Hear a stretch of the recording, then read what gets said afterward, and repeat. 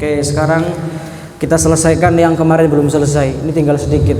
Sebagian sudah saya bahas di sini, sebagian sudah saya bahas di live TikTok. Ini yang belum dibahas. Wal ajibatul muallim. Ini pertanyaannya aneh-aneh, tapi bagus. Bagus-bagus pertanyaannya. Tapi jangan juga ngomong tentang spill tanggal nikah juga sih. Santri putri pasti sengaja kayak gue. Siapa? Doakan saja ben cepet.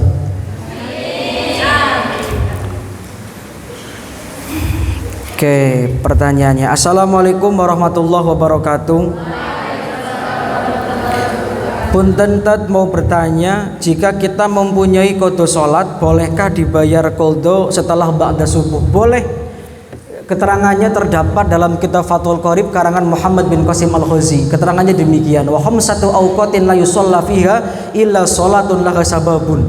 Jadi ada 5 waktu yang memang diharamkan untuk melaksanakan sholat. Contohnya kayak ba'da asar, kayak ba'da subuh.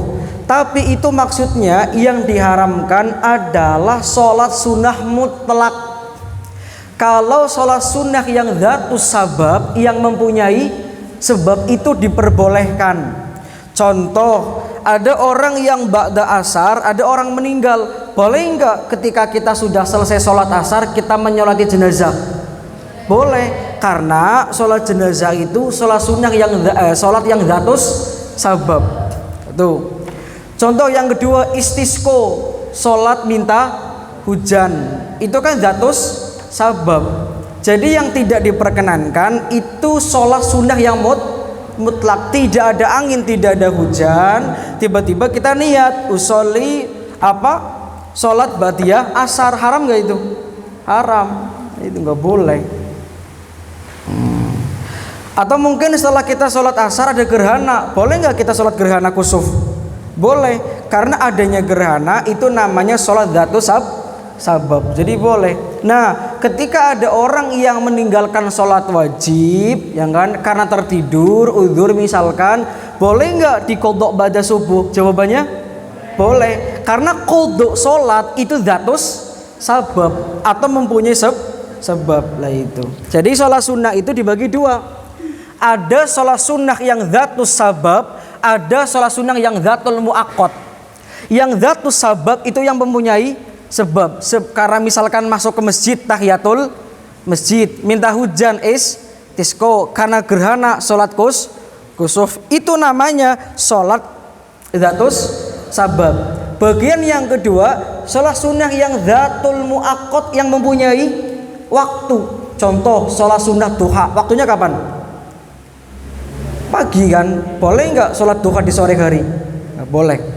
Sholat tahajud punya waktu nggak itu? Punya, setelah isya sampai sebelum subuh. Kalau ada orang yang sholat tahajud sebelum maghrib, sah apa enggak itu? Tidak sah.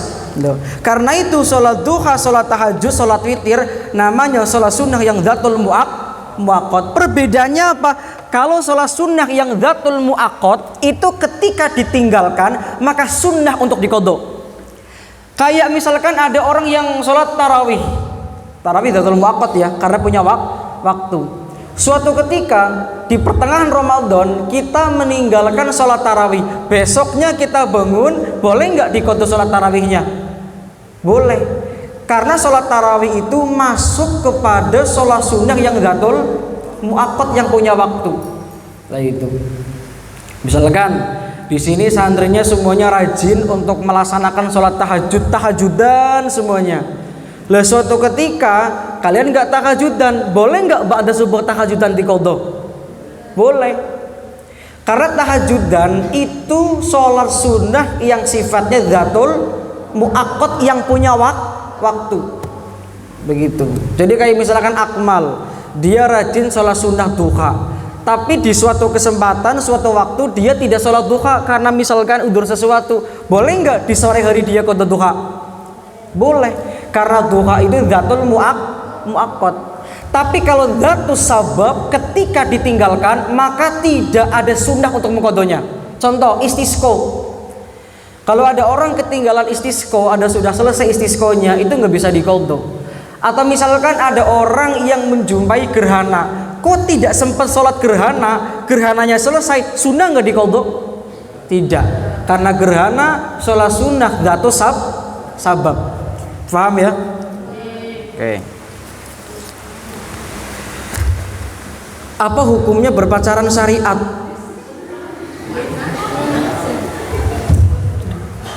Berpacaran syariat sih kayak apa ya? Apa maksudnya? Apa hukumnya berpacaran syariat? Assalamualaikum Umi, Abi, begitu. Ayo kita sholat tahajudan. Ayo Abi ke rumah, Abi jadi imam sholat tahajud. Masa begitu? Haram. Nggak ada. Ini kira-kira kalau begini yang tanya cowok apa cewek kira-kira?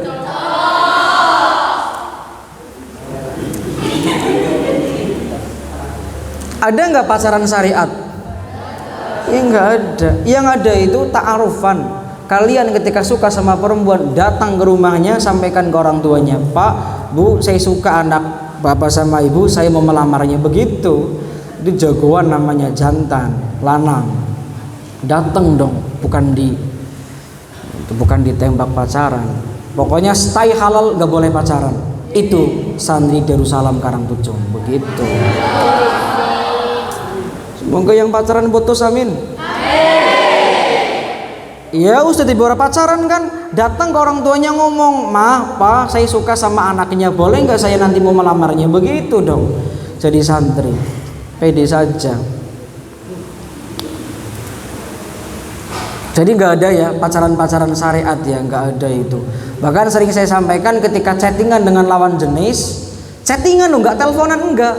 Bukan sayang, udah makan belum, bukan begitu. Chattingan saja, assalamualaikum, itu zina hati nggak itu? Zina hati. Tapi saya sangat husnudon, santri di sini tidak ada yang pacaran. Tidak ada satu, akeh maksudnya. Dan memang kasihan orang tuanya. Dosanya santri atau anak yang pacaran itu yang dosa, itu bukan cuma anaknya, itu imbas ke orang tua. Salah satu yang menjadikan rizki orang tua itu mati dan tidak banyak dan bisa down, itu pacaran.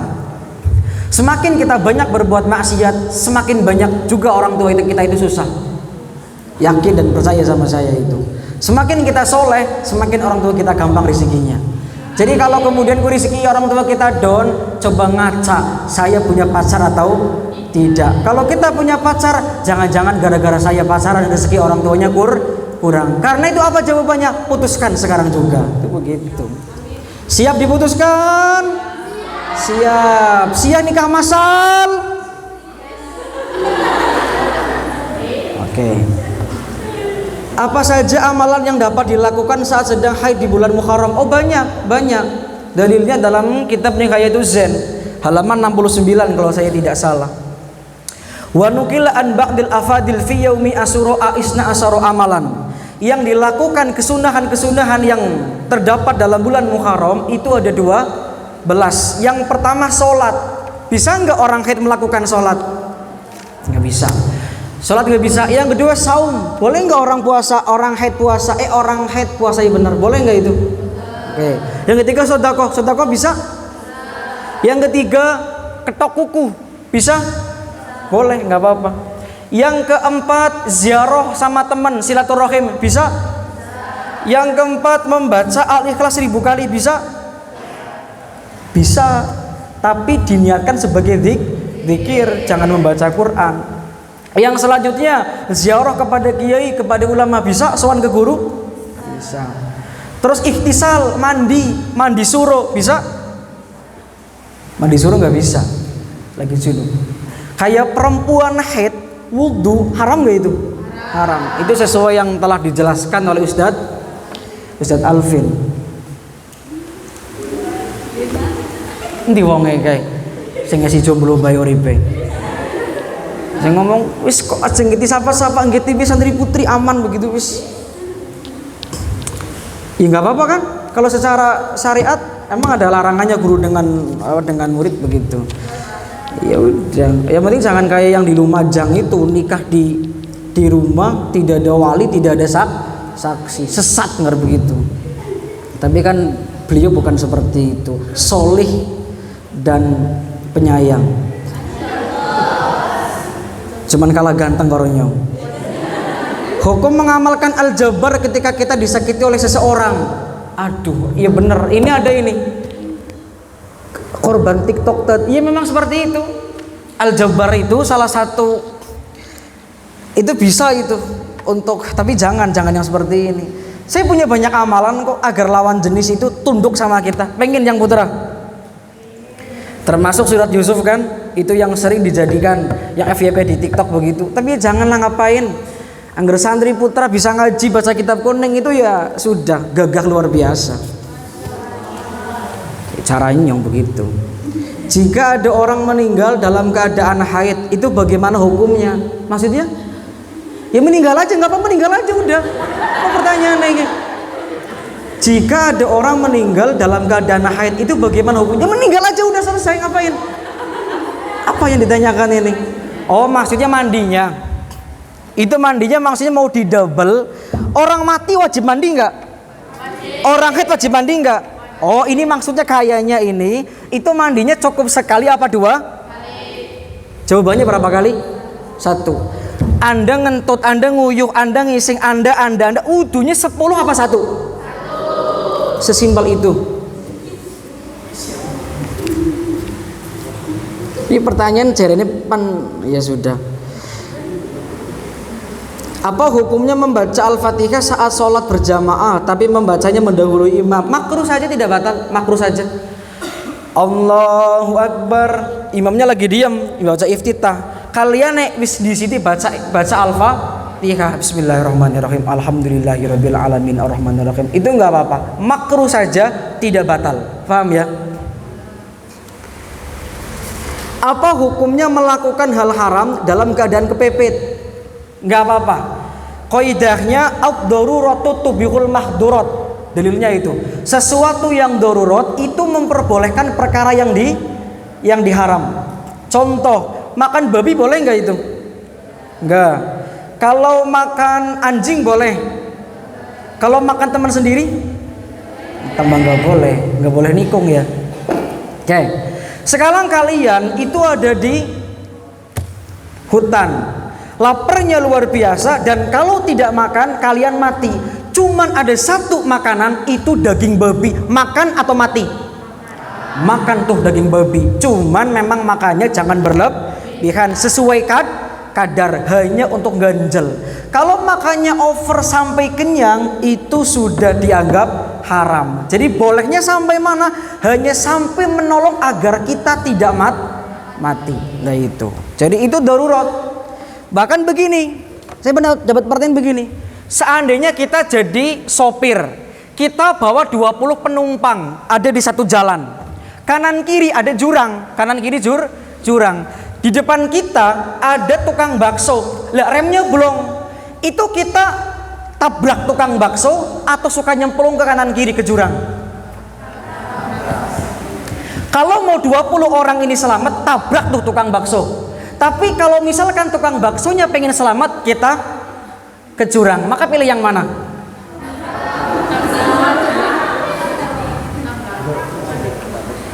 Oke, saya jawab dalilnya idzat tama'a dararani quddima akhafuhuma. Ketika dihadirkan dua maslahat, dua darurat yang sama-sama besar, maka pilih mana yang paling ringan daruratnya.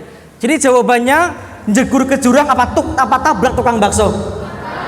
Tabrak tuh tukang bakso, mati nggak apa-apa.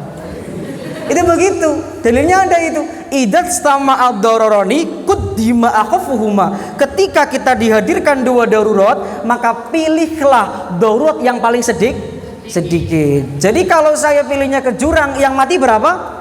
21 ya. Sama sayanya mati berarti ya. Ya sudah, lebih baik tabrak saja tukang baksonya itu. Itu nggak apa-apa. Itu solusi fikihnya begitu. Jadi apa hukumnya melakukan hal haram dengan keadaan kepepet? Boleh. Sekarang pertanyaannya, ada nggak yang menjadikan pacaran itu termasuk kepepet kemudian diperbolehkan? Ada nggak? Saya kalau sekolah nggak pacaran nggak semangat. Bolehkah kalau saya pacaran biar sekolah saya semangat?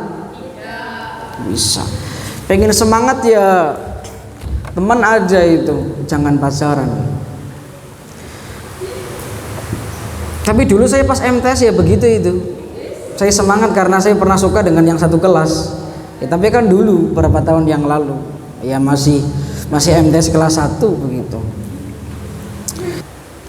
Perkara yang membatalkan wudhu ada berapa? Jawab. Yang tadi baru tadi, akmal atau tio, ada berapa? Perkara yang dapat membatalkan wudhu.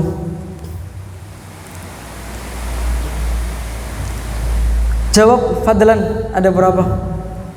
Jawab. Sifda, Lina, Dea, Yuna, Erna, Rita. Sallallahu Nabi Muhammad. Ada berapa? Sayang banget nih orang gak duit ya. Ada berapa? Berapa akmal? 4? Beneran? Sebutkan salah satunya. Kalau saya sudah wudhu, coba dijawab yang putri. Kalau saya sudah wudhu, saya nyeboki anak saya, misalkan kalau saya sudah punya anak, batal nggak wudhu saya? Yang putra dijawab. Kalau saya sudah punya anak, anak saya BAB, saya nyeboki, batal apa tidak? Tidak. Yang lain? Yang batal ngacung. Saya punya anak, nyeboki anak saya, batal atau tidak yang batal ngacung? Kayak 1 batal, 2 batal, 3 batal. Yang putri yang batal ngacung. Ayo ngacung-ngacung. Yang tidak batal ngacung. Yang tidak batal ngacung. Yang tidak punya jawaban ngacung. Wis ngerti jawaban gue. Aduh, laki-laki yang tidak punya pendirian ini seperti ini. Fikih aja nggak bisa dijawab, apalagi pertanyaan santri putri. Nggak boleh. Jawabannya batal. Batalnya itu bukan karena saya megang kotorannya, tapi menyentuh apa bahasa nih? Apa Lina? Menyentuh apa nih? Bolongan apa nih? Dubur apa kubul? Dubur itu. Jadi kalau misalkan anak saya BAB, saya ambil kotorannya begini, batal enggak? Enggak. Memegang kotoran, menyentuh kotoran itu bukan termasuk perkara yang membatalkan wudhu. Yang menjadikan batal itu nyentuh bolongannya gue. Ajaban disogok kayak gini tambah batal. Lina Deneng. Umi kok lagi diem baik bocah Umi ke siji. Ada apa Umi? Kok ngantuk? Apa hukumnya berwudu saat berbicara? Makruh saja, nggak apa-apa. Makruh saja. 3 lagi. Apakah makan bisa membatalkan wudu? Jawabannya tidak. 2 lagi. Loh, dung tek tek dung tek tek dung tek tek. Gimana maksudnya? Dung tek tek dung tek tek. Marai nyong hadro maksudnya. Ini dung tek tek kayak gini. Ya saya nggak bisa hadro, tapi nggak usah begini. Dung tek tek dung tek tek.